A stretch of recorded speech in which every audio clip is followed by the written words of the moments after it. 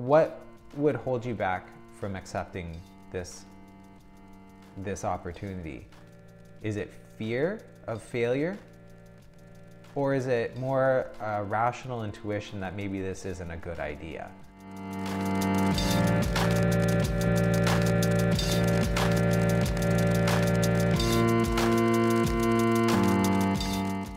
Hey, my name's Tom Froese. I'm an illustrator and designer in Vancouver, British Columbia. Welcome to my vidcast. I'm excited to be answering your questions about illustration. I have been thinking about how to name this podcast, to brand it, to make it a little bit more recognizable and something you can actually call it. So last week I started calling it a vidcast because it's kind of like a podcast in the sense that I kind of think most people just listen to this in the background. Otherwise, you're just watching my talking head. So it's kind of like a podcast in that sense, but it's also video. And I'm doing a video because I find it a lot easier to record video, just in terms of even just seeing a picture while I'm talking helps me feel like I'm talking to people, and seeing the visuals while I'm editing, it just makes it easier to edit it. So it makes it a lot quicker to put these out for me. So that's why I'm calling it a vidcast. So I thought of a name that I think is gonna stick. I was going to call it a whole bunch of different things, but I've landed on making friends.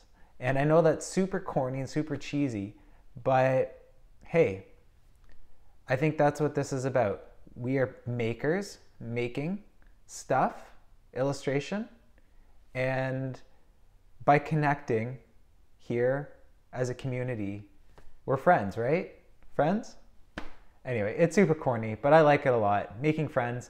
And I do have plans of talking with my friends in the industry, doing not interviews, but more discussions where we shoot the breeze on a topic and you guys get to listen in.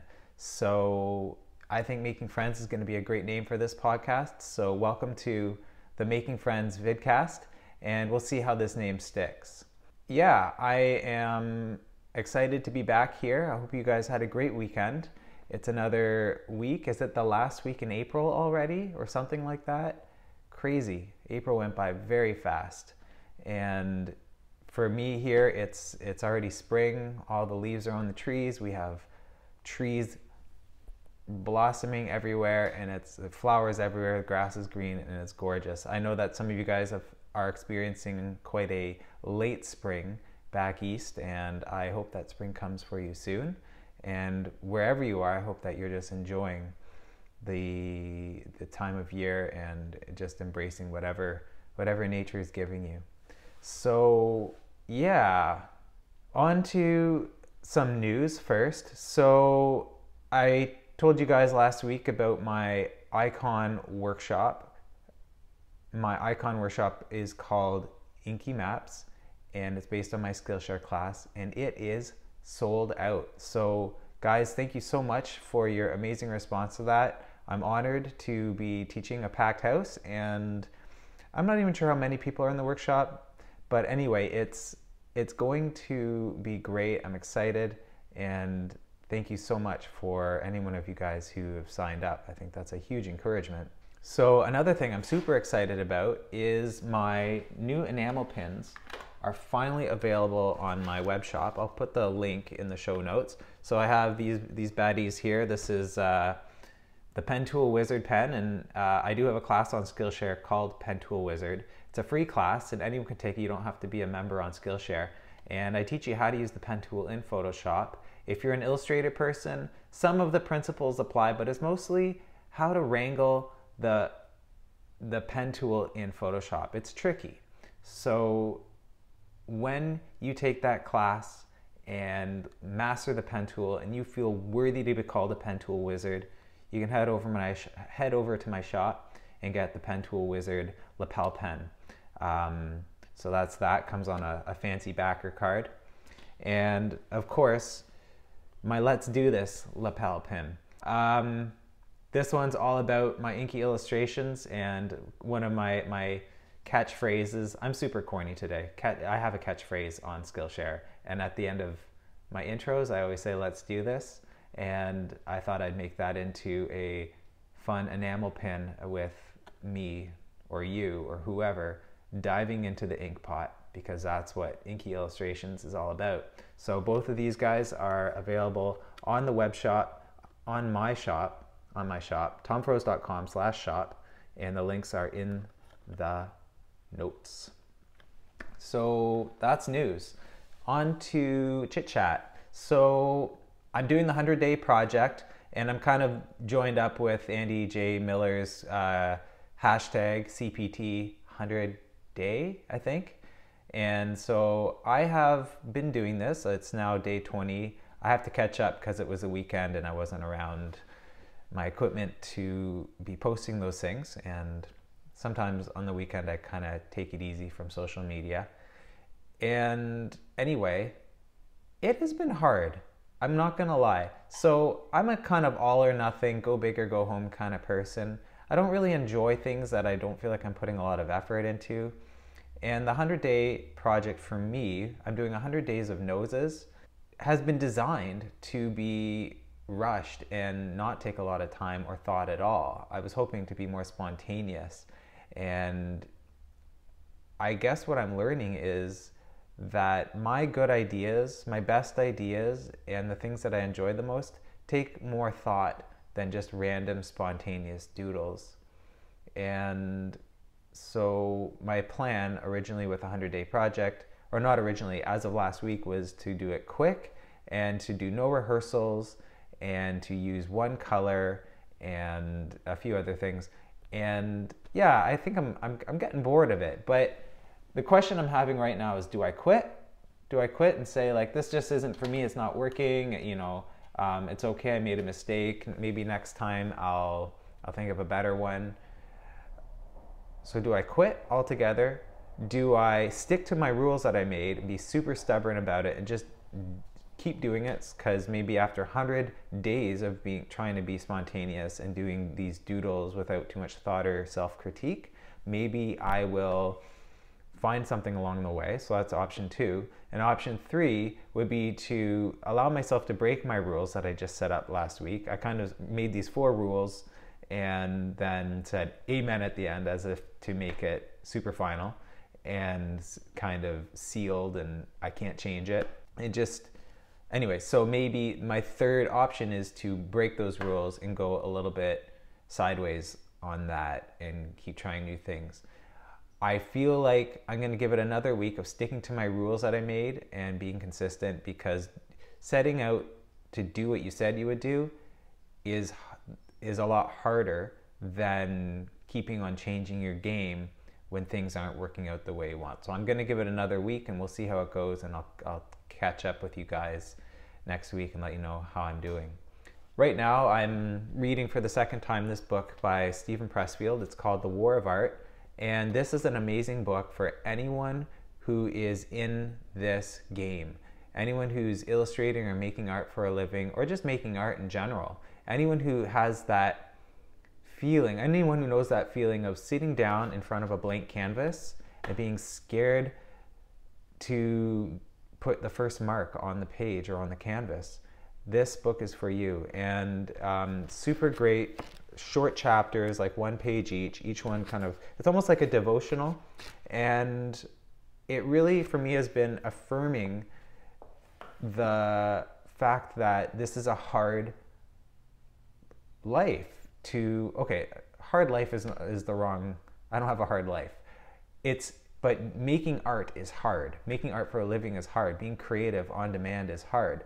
And the War of Art reminds us of the fact that there's this thing called resistance that is always up against us, and it will do anything to stop us from doing what we want to do.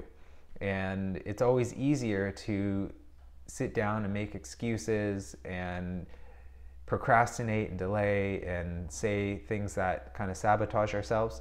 And The War of Art is such a good reminder. It's a good kick in the pants. I highly recommend you guys read it. So what else can I say? My renovations at home are kind of coming to an end. So the desk is in, the floors are in, we're just doing finishing touches. and some paint, I think, this week, putting up some shelves. And in May, which is, I guess, in less than, I haven't looked at a calendar for a few days and I forget. But anyway, in a few weeks, my studio will have moved from this glorious space I'm in right now to home.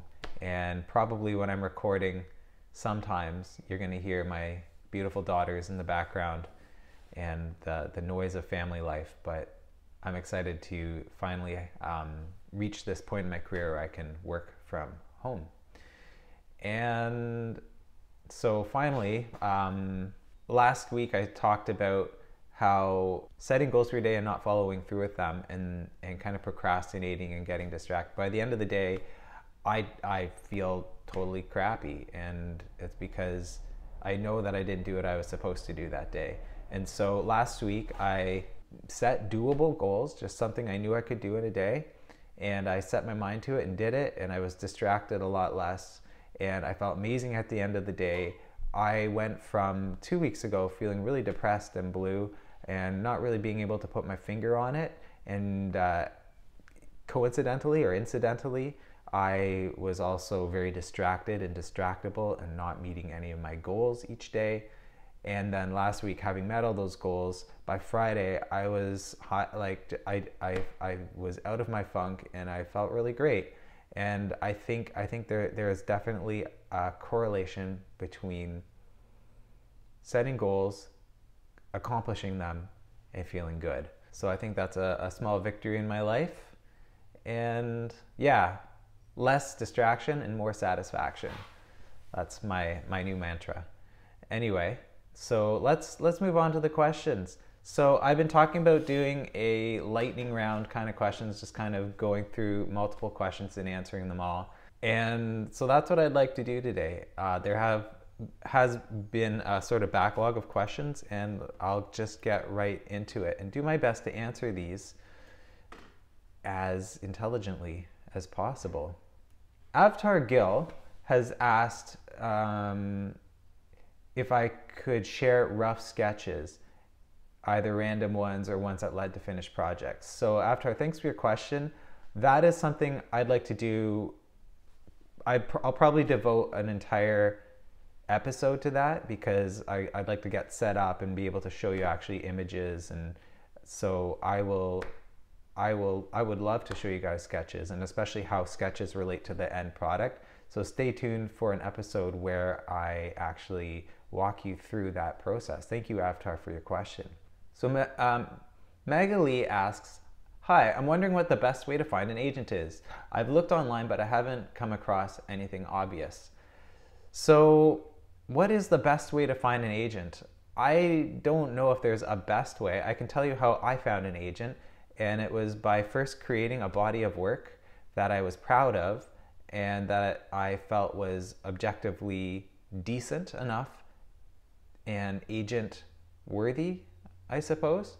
And then I did a lot of research on what agencies were out there. So all you have to do is Google illustration agency and then start actually clicking the links and reading through.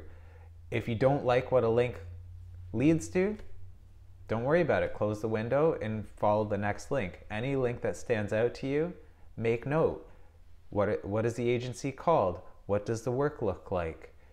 Do you like that work? Do you feel like you can make work that is in that realm of that quality, in that style, in that kind of zeitgeist?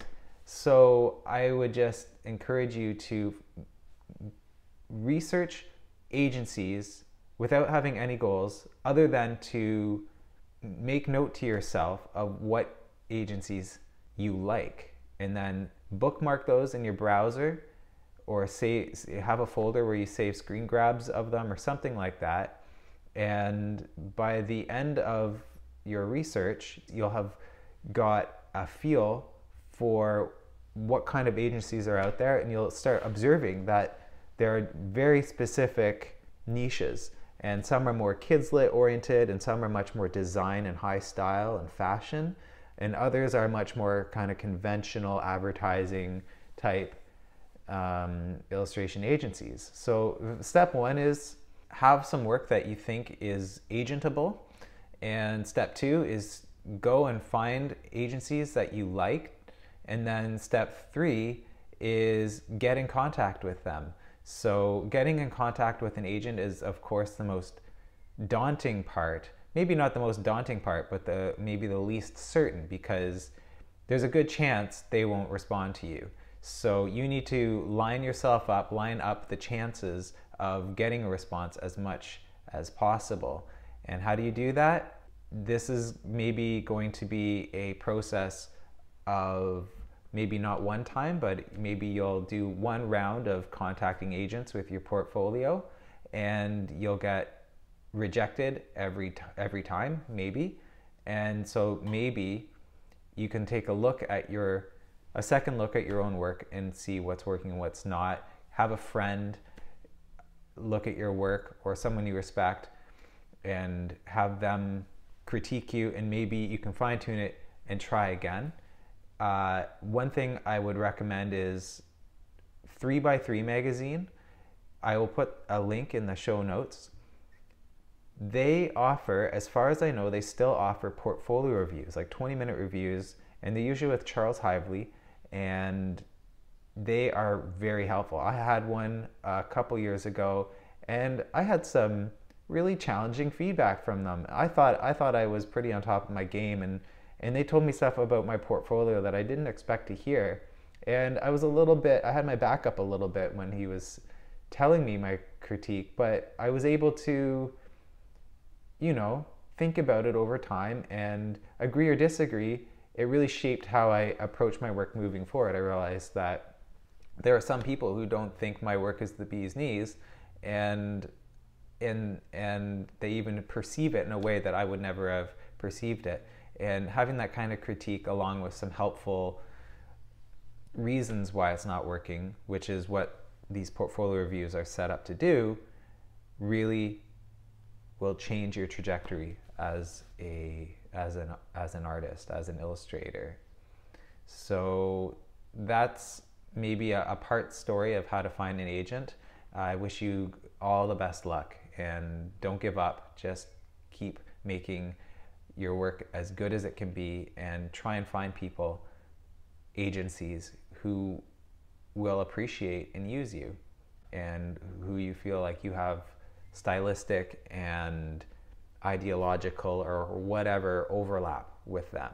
So good luck with that. The next question comes from Jamie Haid, and they ask, any recommendation for a printer, a house printer? And I'm not one to know much about printers and gear. I just have a black and white laser printer,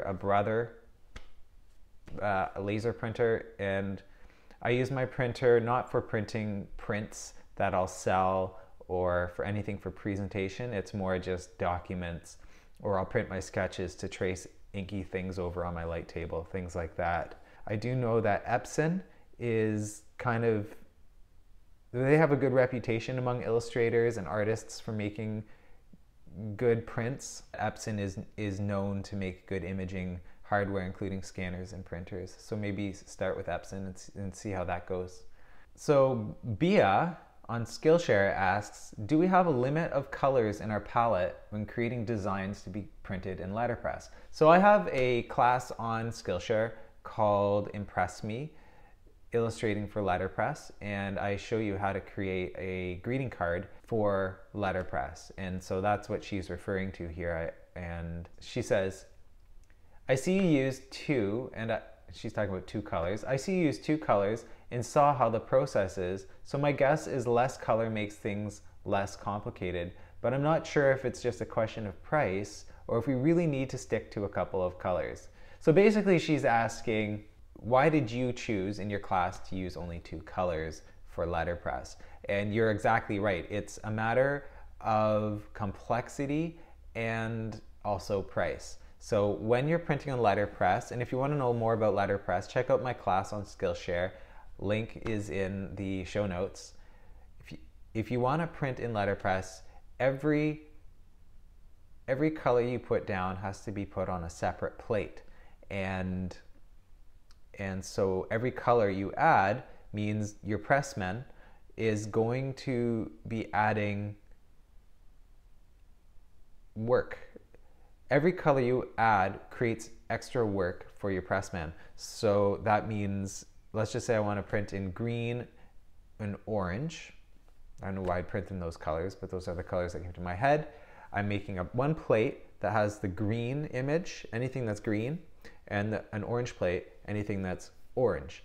And so 2 plates, you have to pay for that, each plate to be made. And then you also have to mix the green and you have to mix the orange ink. And then you have to put it on, you know, not in this order, but basically add a 3rd color, then you add a new plate, mixing more colors. And then when these things are printing on the same page, 3 colors to a page, you have to make sure that they line up. So there's always waste of paper as the pressman tries to get the images to register or line up exactly in place so that there's no awkward little white gaps of paper showing through.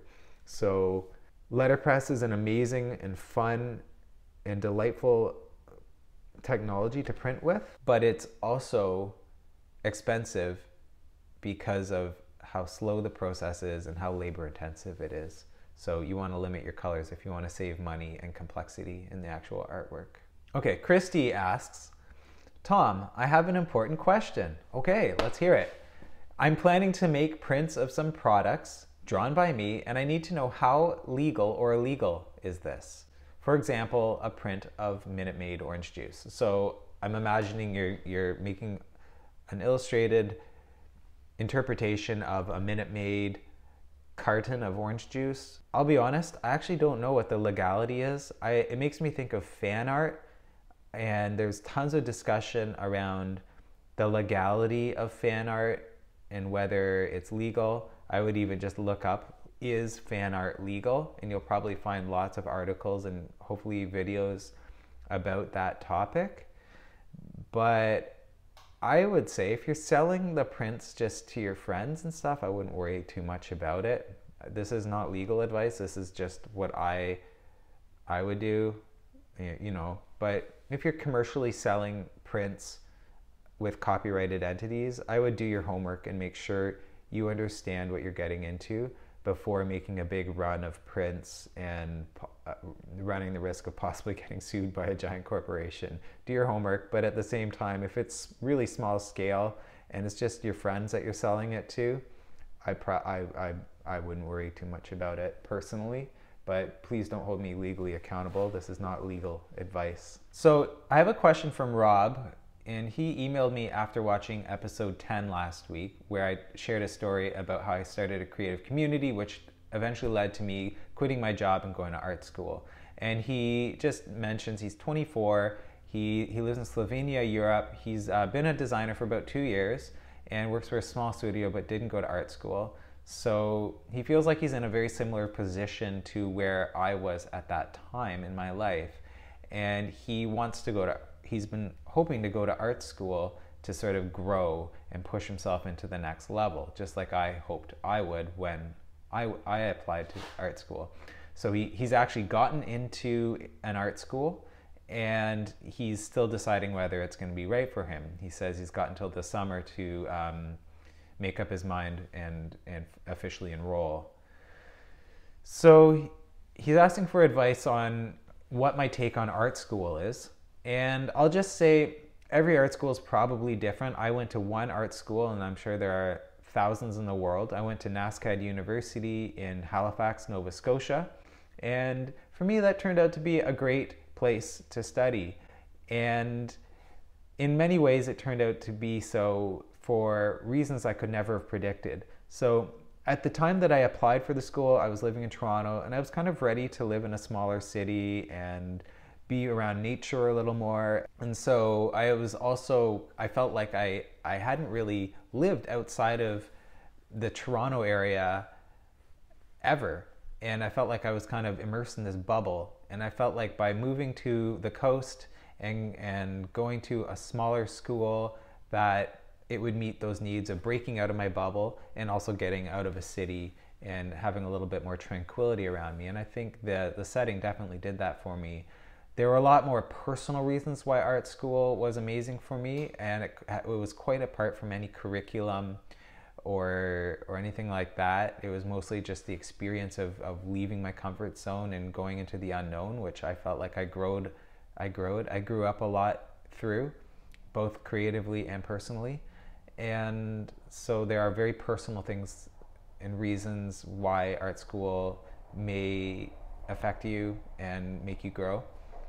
But overall, my school ended up being very, it turned out to be very small and very scrappy. And it was the kind of school that you kind of made what you wanted to make out of it.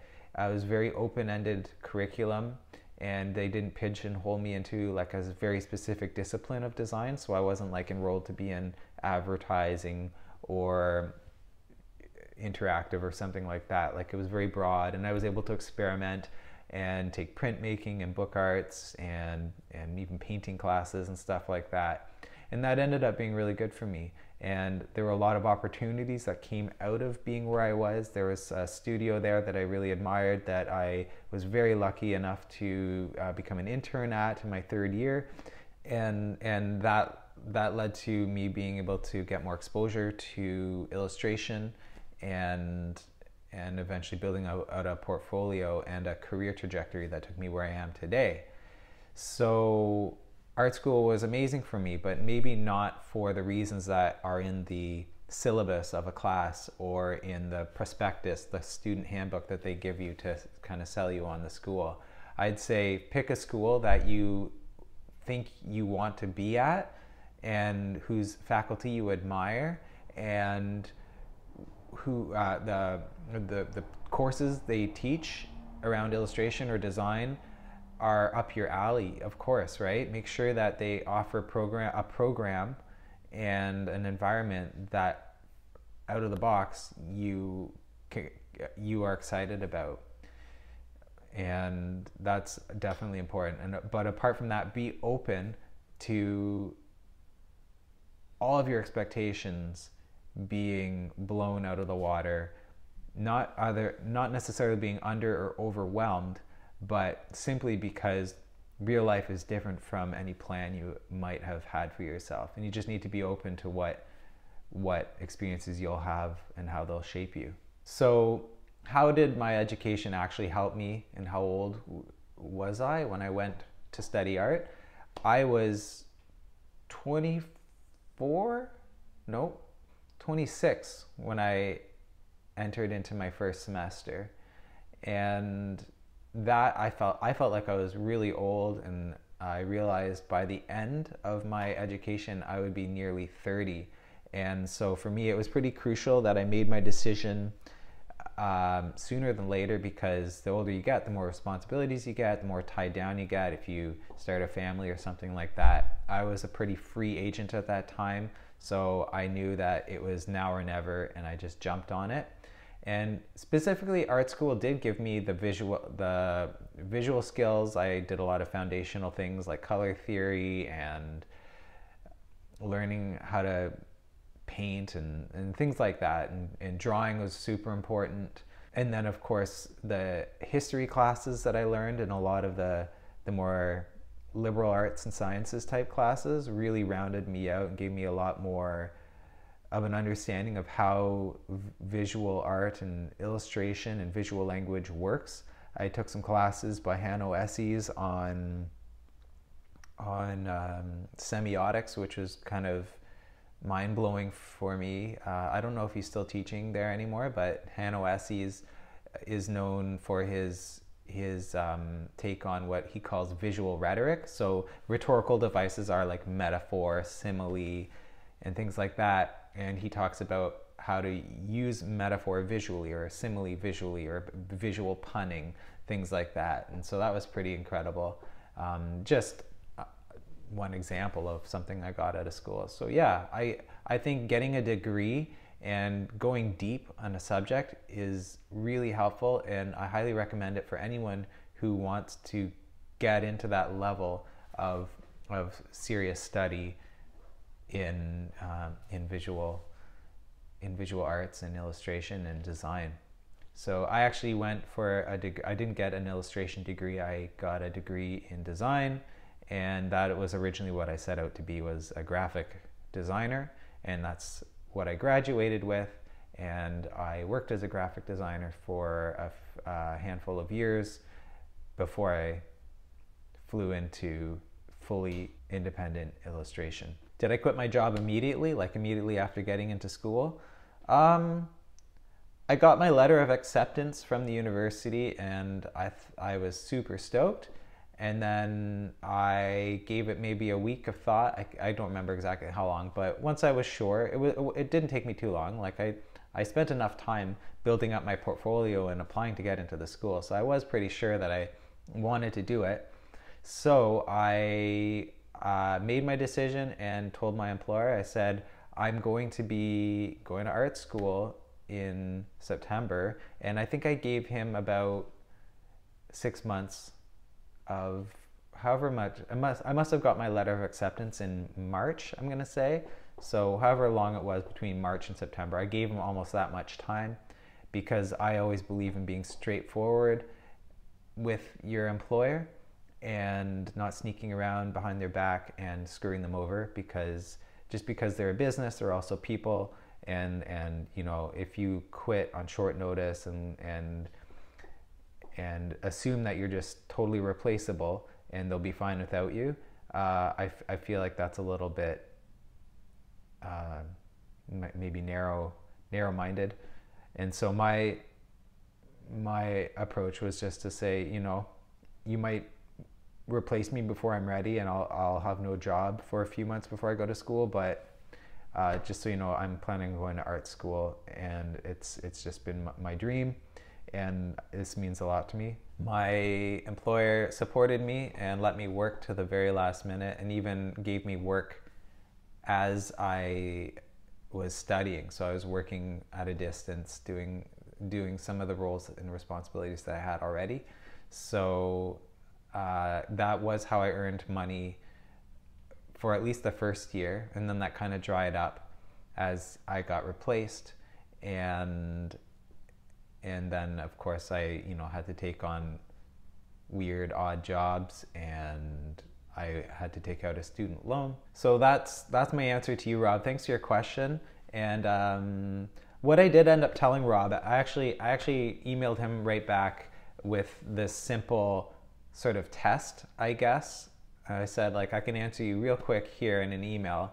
And I said, what would hold you back from accepting this opportunity? Is it fear of failure?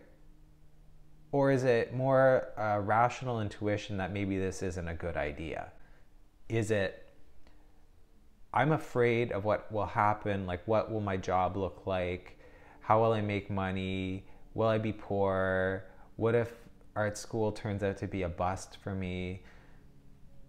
That's fear. On the other hand, maybe you have an intuition that maybe you have a family, and going to art school would be kind of a selfish decision, and it would put your family out as well as yourself. Maybe you're self-aware and you feel like there's a part of you that just will not thrive in art school. It's not a fear. It's not self-doubt. It's something you know about yourself. If you have a rational intuition, whatever it might be, interior or exterior, that art school's not going to work for you, then listen to that. I've heard it said that at the end of one's life, no one ever regrets taking too many risks. And so if it's fear that's holding you back, take the risk. That's a risk, and you know what you want, so at least try. You won't regret having tried. But if it's an intuition that you maybe now's not the right time or whatever, I don't think you'll regret going with your gut on that either. So that's what I said, just basically go with your gut and don't let fear be the reason you're not doing something you want to do. Okay, last question in this extravaganza, and this comes from Keba Kawai, I'm going to call you that, and they ask, what was in your portfolio before your editorial illustration career got kickstarted? That is, what are some essential elements you think make an editorial illustration portfolio appealing? You know what? I'm going to say I've been doing editorial to some extent since I've ever been illustrating. So when I had an internship in Halifax with a small design studio, they were doing commissions for the local independent newspaper, and so they eventually started assigning some of the work to me, and I'm not sure I was awesome at it, but I was making small pieces for articles, and that was fun. And maybe one day I'll show you guys those illustrations. So I got a feel for it right away. So I had that. I'm going to say that was luck on my part. One of my first illustration jobs was while I was still a design intern, and I did a cover and an interior spread for a local college magazine, and it was a real dream project, actually, and I still like the work I like the piece that I made. It was very kind of up my alley. My creative director kind of knew that I was into a certain style, and so she kind of just let me run with it, and they were very encouraging as they steered me through creating the work. I feel like, to none of my own credit, I was able to create and try my hand at an actual editorial illustration at the very outset of my creative career. Short of that, I'd just say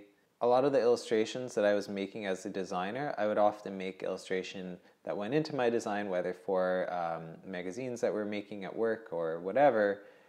I feel like people saw an editorial feeling in the work that I was doing, and it was something they were easily able to imagine working stylistically as an editorial illustration. So editorial illustration, you are creating a visual entry into the article. So the piece that you're making needs to, of course, speak to the contents of that article and also be visually captivating enough to draw you in. And I feel like the best editorial illustrations are very succinct and simple. They do one thing really well. They pick one angle of the story and then use something very iconic and immediately recognizable to represent that idea. So look at New York Times op-ed illustrations. They're kind of, in my opinion, they're the kind of the best example of editorial illustration that isn't super literal, and there's a sort of a level of artfulness to them where there's definitely a lot of personality, and I don't know exactly the term, but all the artists that are chosen to illustrate for the New York Times, they have a lot of their own personality. They're artists. That's artists' illustration. They're not just gag illustrations or all about style. But so there's that. And then the idea of the illustrations also is quite sophisticated and nuanced. And so I would say if you're going to do illustration for articles, for editorial, study the editorial publications and journals and blogs that create work that you like, the style you like, the level of wit and sophistication. You know, I think there's a huge difference between an illustration in the New York Times versus maybe in a food magazine for your, like a local culinary magazine in your city or something like that. Just like very different approaches and styles and sensibilities.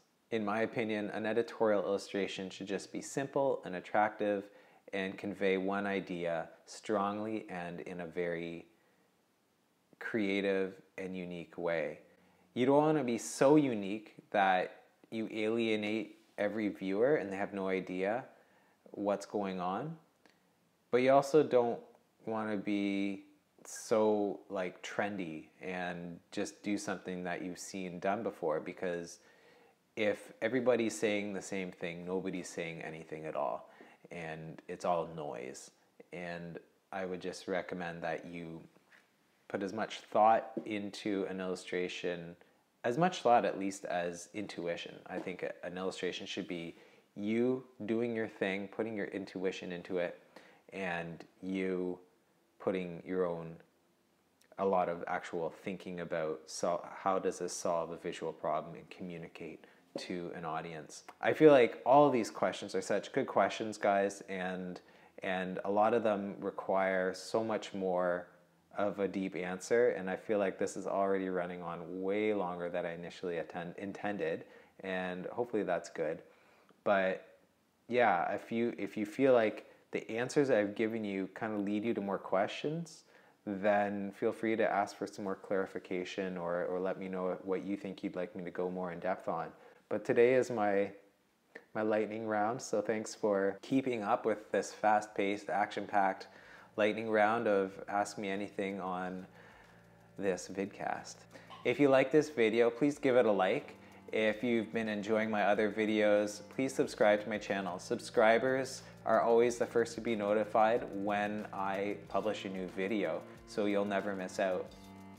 I have a very modest goal of reaching 1,000 subscribers by the end of 2018, and that will give me an encouragement to keep going. It lets me know that what I'm making is not only stuff that I think is important, but it's obviously resonating with real people, you guys out there. Thanks as always for your kind comments and encouragements. It makes me feel warm and fuzzy inside, and it really truly means the world to me. You can find me at tomfroze.com and on social media. The links are in the notes. You can also find me on Skillshare, where I have taught thousands of students how to illustrate using analog and digital techniques. The link for that is also in the show notes. Thanks for watching and listening. Keep making great work and asking great questions. I'll see you next week.